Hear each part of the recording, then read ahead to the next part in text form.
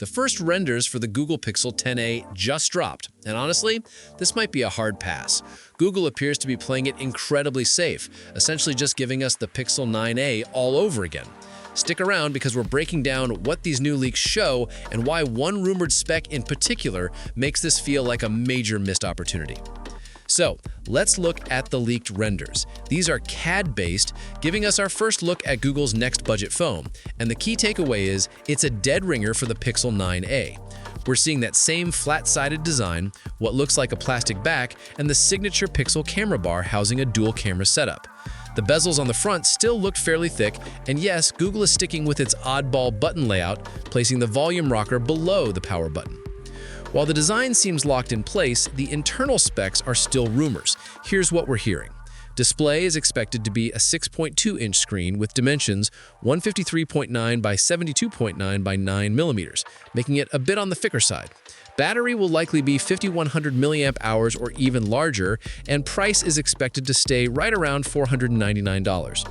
But here's the real issue and why this safe approach is a problem. The competition, like Samsung's Galaxy A series, is not standing still. Sticking with a familiar design isn't a crime, but doing so when your rumored key component is last year's tech is a tough sell. The bigger concern is the rumored chip, the Tensor G4. Using last year's processor, even a boosted one, while the flagship Pixel 10 gets the brand new G5, feels like a downgrade. It makes the 10a feel less like a budget flagship and more like last year's tech at that $499 price point. The Pixel A series used to be the easiest recommendation under $500 because you got the amazing Pixel camera and the current flagship chip. If these rumors are true, especially the Tensor G4 part, what exactly is the real upgrade here? The Pixel 9a was a fantastic phone, especially with its great battery life. If the 10a is just that with a new number, it's not bad, it's just boring. We're even hearing launch date rumors, some saying late 2025, which would put this budget phone right in the middle of the holiday flagship rush. A spring 2026 launch just makes much more sense.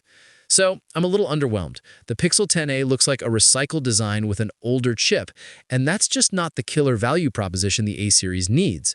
What do you think? Is the Tensor G4 a deal breaker, or is the rumored big battery enough to save it? Let me know your thoughts in the comments below. If you found this breakdown helpful, give this video a like, and don't forget to subscribe for more expert analysis on the latest smartphone leaks.